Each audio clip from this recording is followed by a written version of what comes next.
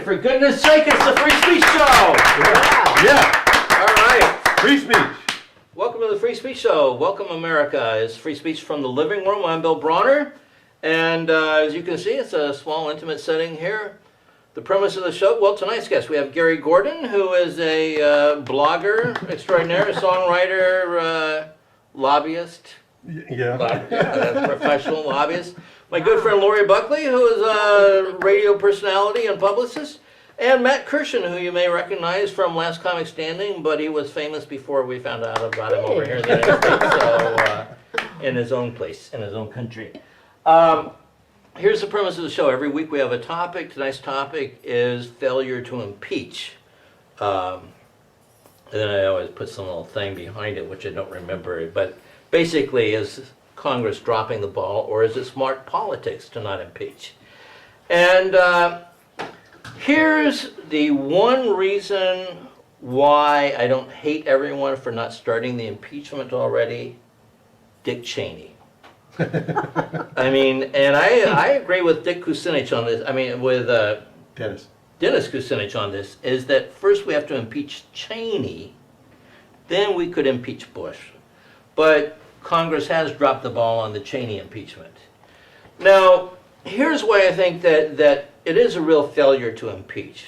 Because let's say you were on the board of directors of a major corporation, and you found out that the chairman of the board was a megalomaniac, lying, power-hungry, bad-managing jerk.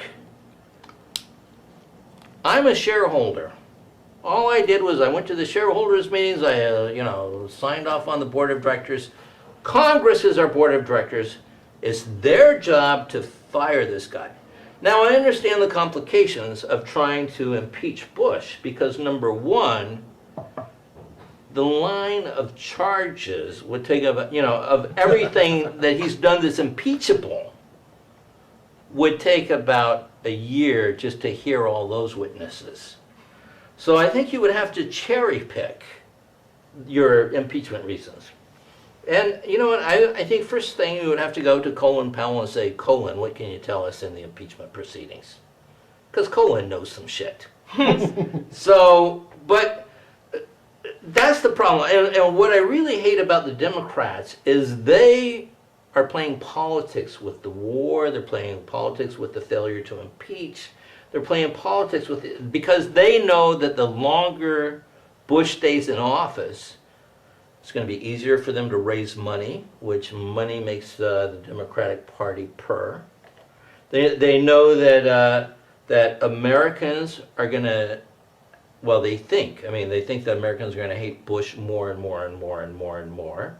And so they're in no hurry to really get, it's like, say you were trying to close up a bar and get everyone to leave.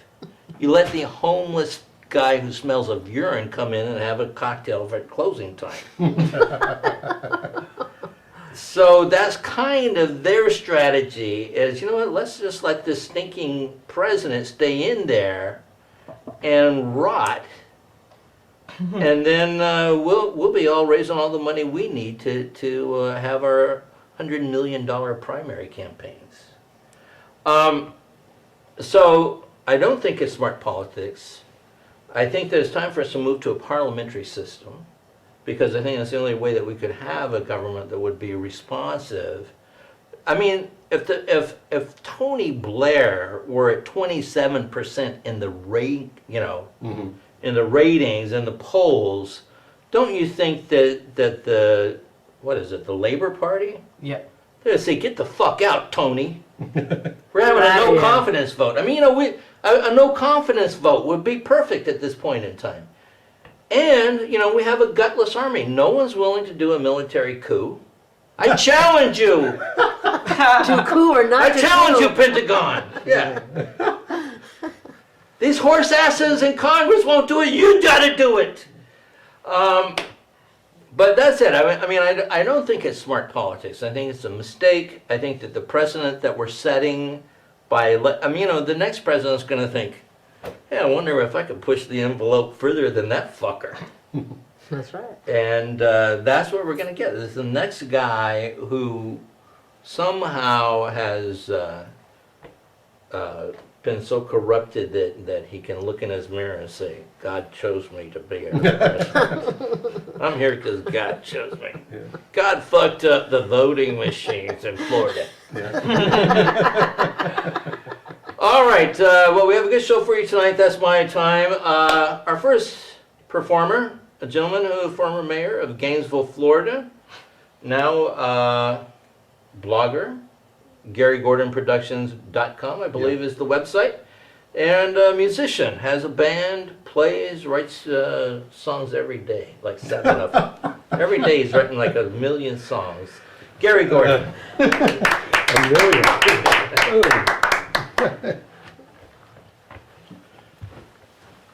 I never thought I would heard an endorsement for a military coup. I love it. 7 Days in May, the remake. We cheer for Burt Lancaster. Please take the government away from the president.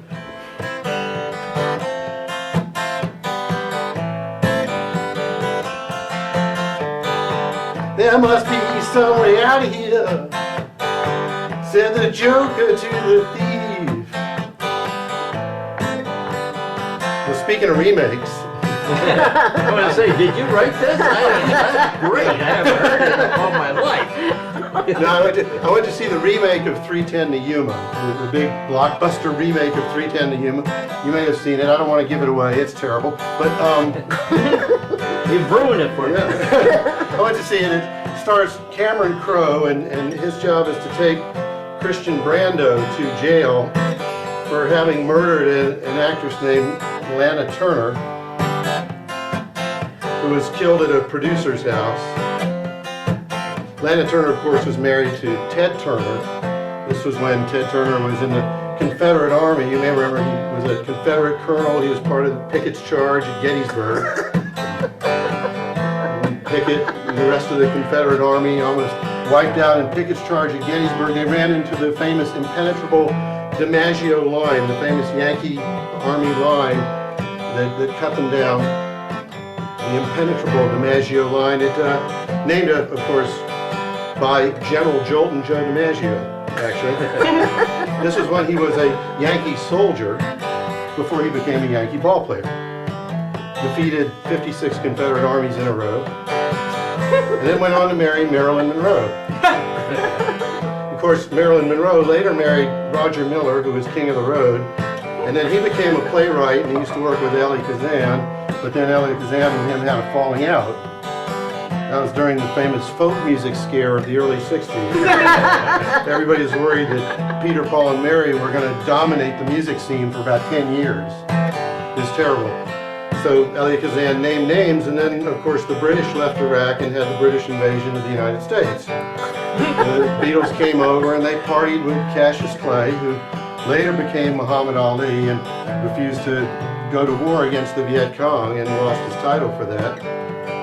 Then the Beatles also partied with Elvis Presley. You probably remember he partied with Elvis Presley, and then Elvis Presley did get drafted.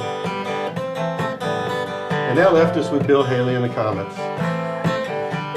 It was a sad day for America, really. Bill Haley and the Comets, so they kind of revived rock and roll by writing Rock Around the Clock, which became the soundtrack to a movie called Blackboard Jungle, which was about juvenile delinquents teaming up with right-wing evangelicals and Islamic fundamentalists to destroy the record collection of a teacher. You probably remember that. They destroyed Vic Morrow and Sidney Poitier. They destroyed the record collection of a teacher. The teacher was played by Glenn Ford, who oddly enough was in the original version of 310 to Yuma. See, it does all tie together. I knew you were wondering. Glenn Ford was in the original version of 310 to Yuma, and that, of course, was based on the short story by Elmore Leonard.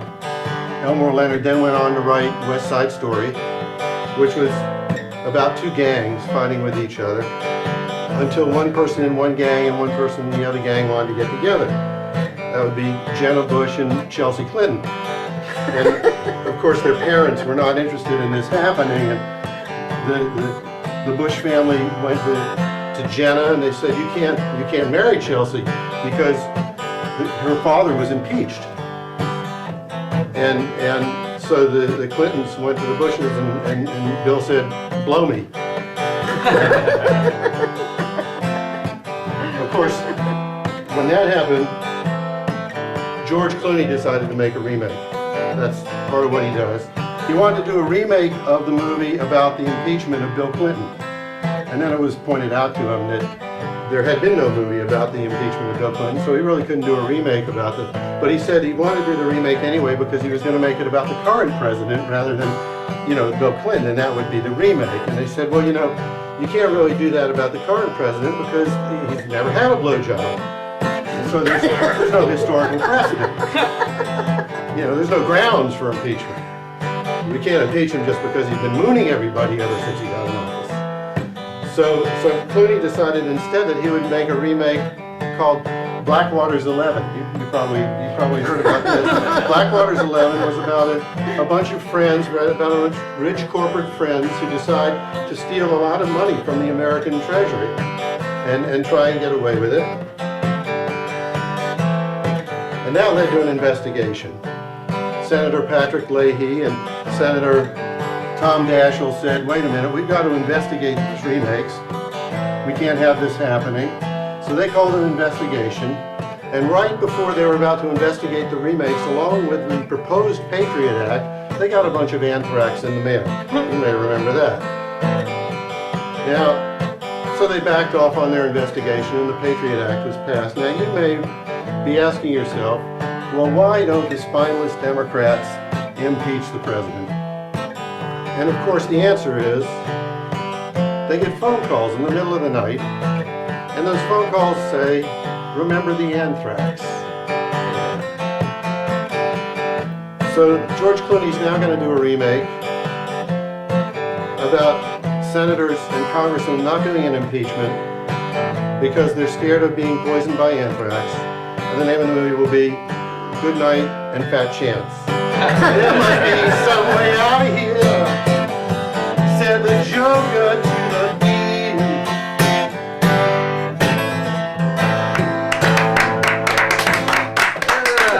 Beat the guitar over the table.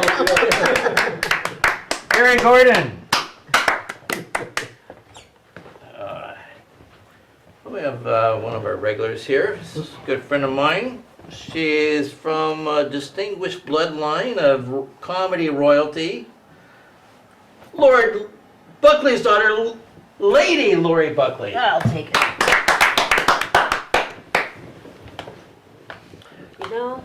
Just because they elect you president, or if you steal the election, doesn't mean that you're king.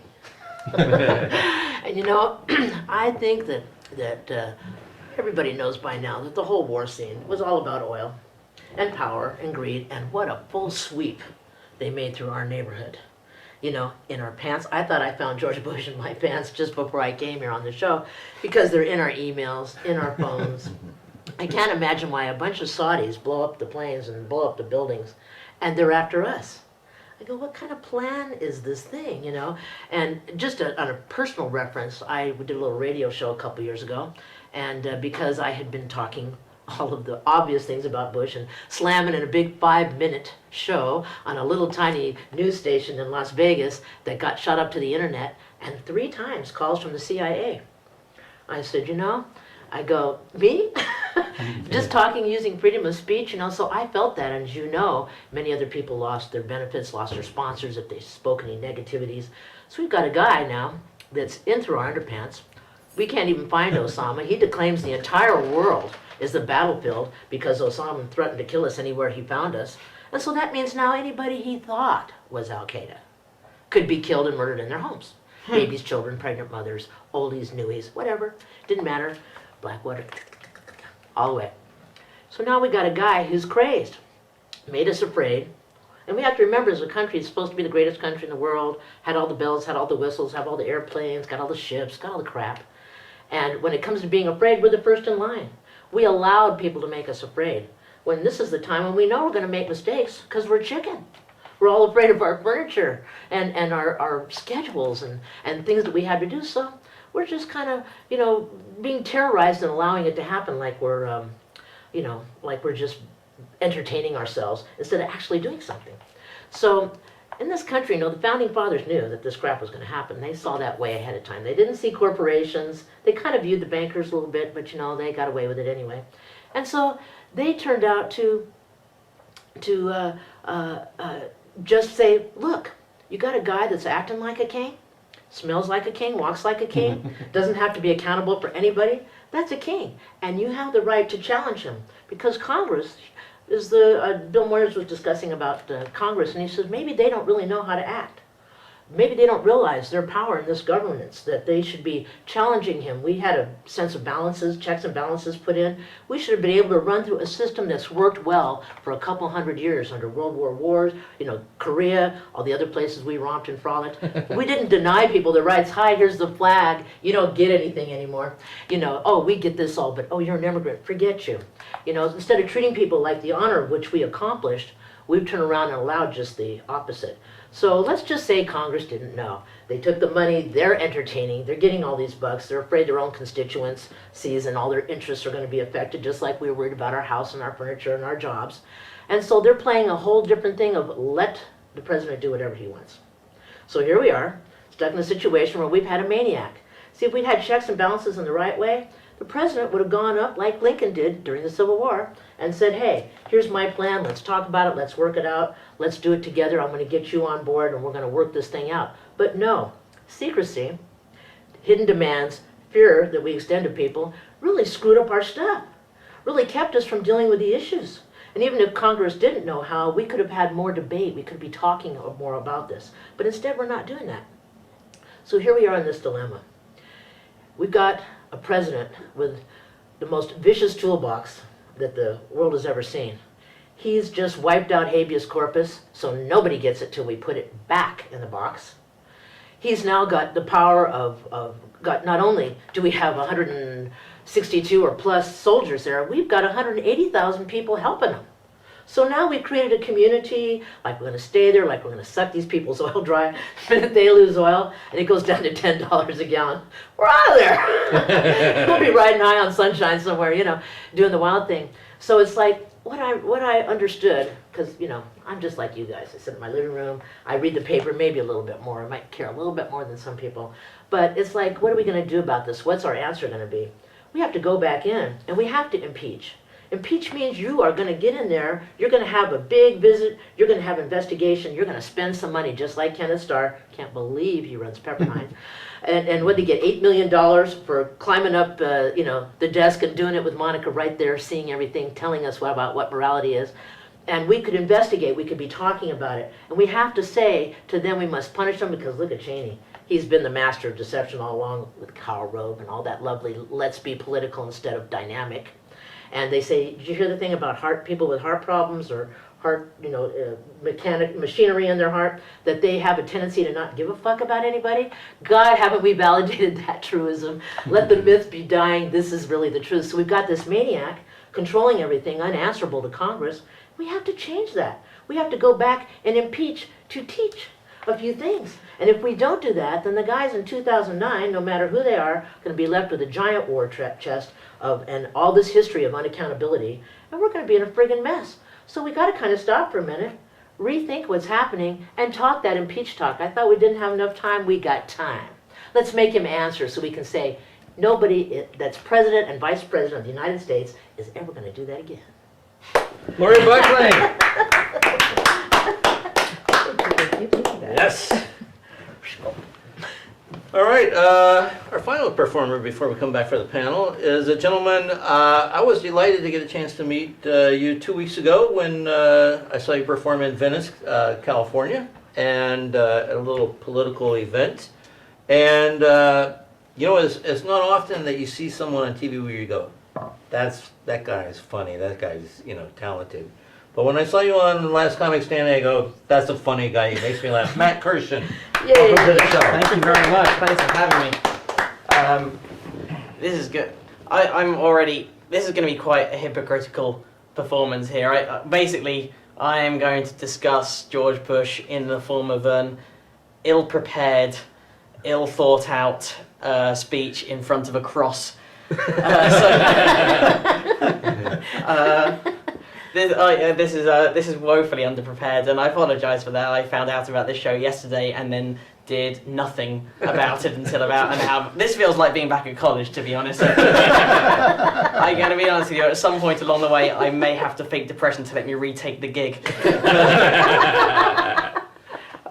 So I really don't know where to start, because we're discussing a political process that I'm not entirely familiar with. I'm born and raised in the UK. The political system, obviously we're fairly well aware of it, because whatever happens in America very much influences our lives, but to an extent, I like the current administration for no other reason that if at any point our government is agreeing with it, we know we're about to do something horrendously bad. It's just a nice little signifier that we just go, oh, if Blair's standing on a podium up there with George Bush next to him and they're both kind of going, we've got to go in this one together, we're like, oh, we're about to do something evil. Our country is about to kill some children. It is horrendous. I mean, it is quite terrifying what they've managed to get away with. Just the arrogance of the system, the fact that they've managed to convince some of the poorest parts of this country that they are working in their interests. Everything. That's amazing. How do you do that? Sometimes you just got to hold your hands up and say, I don't like these people, but they are geniuses. How do you convince poor people that the Republican Party is in your interest? How do you convince them that George Bush is a cowboy, is a good in the good sense, in the kind of good old boy? He's the son of a president. He was born a multi-millionaire. That's amazing. And the things they've managed to convince people are in their interest. How can there still be people denying that global warming is an issue? Denying it's even an issue. Denying that it could even possibly be an issue. I go, well, what if it is a problem? It isn't. If you're wrong, we're in big trouble. Doubt it. It's like being in a crowded room where everyone else thinks they can smell a gas leak, but one man insists on smoking. I'm not changing my way of life for anyone. Just take a chance, maybe. 99% of the world's serious scientists say it's a problem, and there's that 1% who disagree, but they're the same 1% who turn up on TV in the 50s telling you that smoking helps you run faster. Standing there with a white coat and an authoritative voice with corporate money in one hand and an ambiguous graph in the other. We plotted a graph of whale song against Christmas. These new Slims give you added pep. They're terrifying. They really do properly scare me. How they manage to convince people as well that never changing your mind on any issue is a good thing. That's baffled me. I mean, the never changing your mind, even in the weight of overwhelming evidence to the contrary. No, that's a sign of weakness. By that token, that the ideal dream politician should still believe in Santa Claus. Because he once did. If he can be shown to, we have here a letter dated 1967, 5 days before Christmas, in which you clearly said, "Dear Santa," and now you're going back on your word? Yeah, you're that. But how to? Flip-flopping, exactly, that's what they call it, flip-flopping. He flip-flopped, he's a flip-flopper. I like flip-flops. No one here has ever been punched by a man wearing flip-flops. Flip-flops are friendly footwear. Jesus wore sandals. Flip-flops are one level friendlier than that. It goes boots, shoes, sandals, flip-flops. That's the hierarchy. And this is the thing. This is what I'm talking about. It's not just the worst. The worst of America comes over to the UK, because Tony Blair, when he was still Prime Minister, said in a speech. This is astonishing. He said the words, "I have no reverse gear, only forward." Really? Who would buy Tony Blair the car? That's a horrendous design flaw, isn't it? You're driving along, you take a wrong turn, maybe your intelligence was flawed in some way, and you find yourself at the edge of a lake. And rather than apologising and turning round, reversing and trying to rejoin the path, make the best of a bad day. You plough on through the lake. And as the car slowly fills up with water, turn around to the other people going, why can't you focus on the good things I've done in the car? The ashtrays are cleaner than ever. And your Prime Minister material is sickening. It really is. I don't know what good impeaching would do, but I think they're fascinating as a case study, if nothing else. Anyway, thank you. All right, Mike Kirshen. All right, well, we are going to rearrange the equipment a little bit and come back for our panel discussion. So click over to the next button and we'll be right there. Good talk.